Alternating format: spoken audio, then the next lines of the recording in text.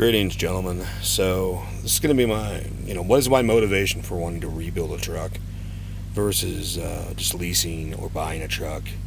And what's my thoughts on working company? Alright, so it's going to be a little truck and talk. This is OTR Ogre and Corgi. And, hey, if you happen to enjoy, like, link, and subscribe, share if you want to.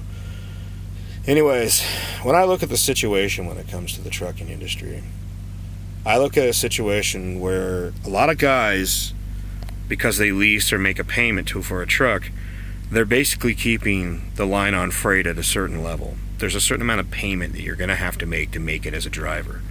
I do know there's lease guys that are killing it out there. I'm not denying that happens.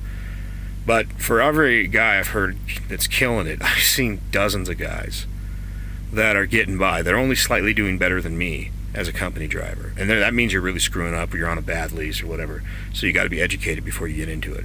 Okay, understandable. But that's not, the money isn't so much the motivation, even though when you see guys making 2 or 3 times the money you're making as a company driver, maybe even 4 times, you start to think, you're like, hey man, maybe, just maybe, I should really think this out, maybe do something better. Money isn't huge motivation, but time is.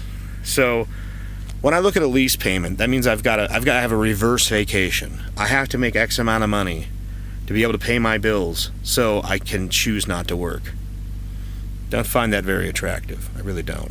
I worked hard to pay off my first house, and I never want to give excess money interest-wise, give a cut of my money to somebody if I don't have to. I'm good at saving money. I'm a minimalist for a reason. I'd be fine if I just stayed as a company driver. But why not move up to the next level? I feel like I've done everything I could do with company. Now, what about buying my own truck? Well, if I outright pay for it to avoid paying interest, well, I don't get the tax deductions I'd like. So, all right, so what they say, if you do lease or buy a truck, you're going to get that warranty. Now, let me tell you something about the warranty, okay? A lot of companies lease their trucks because they don't buy them, they lease them. And why? Because they don't have to hold on to old equipment. They don't have to get rid of it. They don't have to sell it. It's less of a hassle.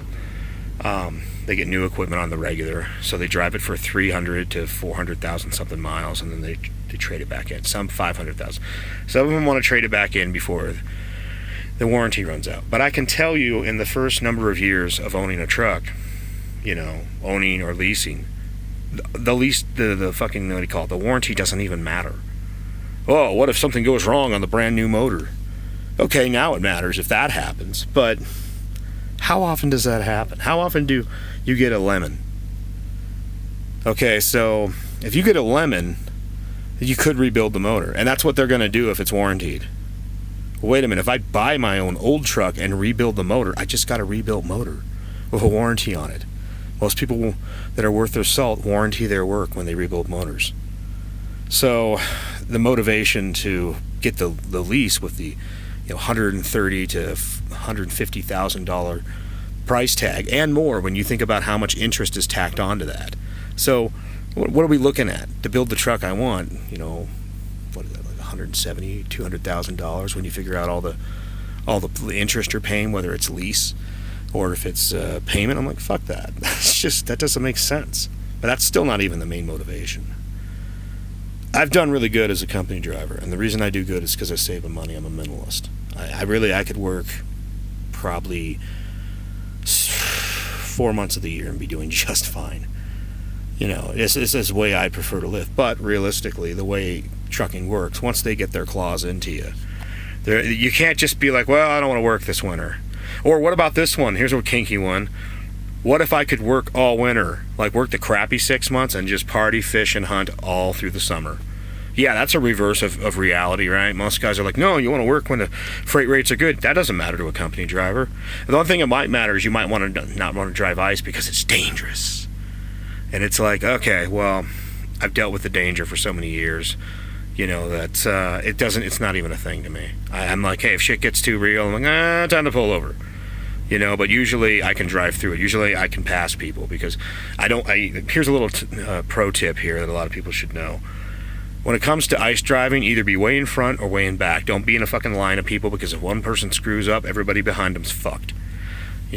So if I had the choice, though, and I was owning my own equipment, whether it was buy, lease, buy, whatever, I gotta be real about it. During the dead of winter when the freight rates are shit, I'm not gonna want to be there. Like, okay, so you want to pay me next to nothing to move this load and it's really heavy? How about fuck that? There's got to be some lease driver out there or guy making that payment for his truck that is basically going to be like, I don't have a choice. They're going to take that. So I got to thank these guys. You guys raise it to at least the minimal standard that where you can make it.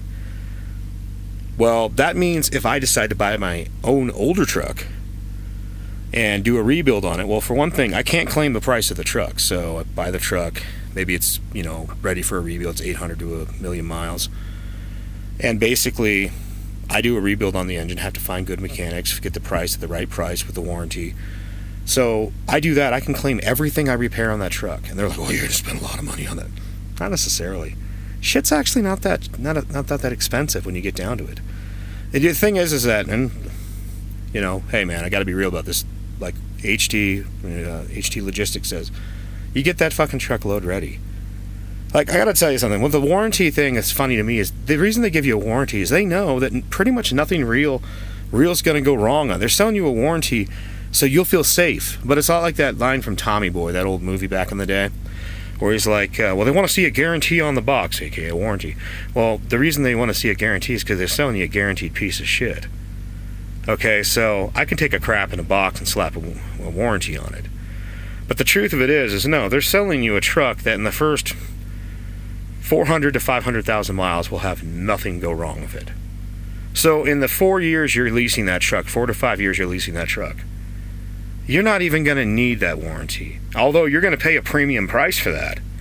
When I can get a truck for $5,000 to $10,000 that's old, and do a rebuild on the engine and all this, and claim, everything I'm doing on that, I'm buying that truck and I'm paying what per week over 4 years? What, $150 for that's my truck payment. No, you're paying what, $1,000? Maybe let's say it would be $800 to $1,100, depending on where your credit's at. I mean, this is no contest, man. And yeah, I'm going to get a little less fuel mileage than you get, but when you calculate that minor difference, it's still, I'm coming out with a lot more money. But that's not even the money isn't even the biggest reason. I just want to be able to shut down anytime I want. If the freight rates are crap, I just park my truck, grab my van, and party in the desert. Maybe I head up to the Northwest and go pick some clams, dig some clams, pick some mussels, maybe make some bull kelp pickles. Just a little pro tip, if you ever find that bull kelp looks like a big long whip on the coast, you cut it and make tube lengths, and then you cut it like pickle spears. Oh, it's so fucking good. I go back to being the outlanding hippie bum thing that I used to be for X amount of months of the year. And people are like, well, you're not making money. I don't need the money. But I know if I could make 2, 3, 4 times what I'm making now, and I only had to do it for, I could do it for 6 months and be living as good, probably better than I am now, as far as money in the bank. In fact, I'd have to probably find ways to build things to be able to claim shit on my taxes. Well, looks like we've got to buy some land and build a shop this year so I can claim it on my taxes. I know guys that have had that situation where they're just literally either building their company bigger or they're building a shop just to avoid paying taxes. But if I could build the ultimate truck, something equivalent to a Freightliner Custom Classic, something like that. Pick the brand, find a good Detroit motor. If I could find something like that, I would rather be set up to where I could shut down. So, and I know, I'm not criticizing anybody else's decision. You got to do you. And if you're comfortable doing the payment or the lease, or if you're comfortable as a company guy, you're doing good where you're at and you feel great, you do you. But my motivation is I want more time off, and I don't want to owe anybody a bunch of money every week.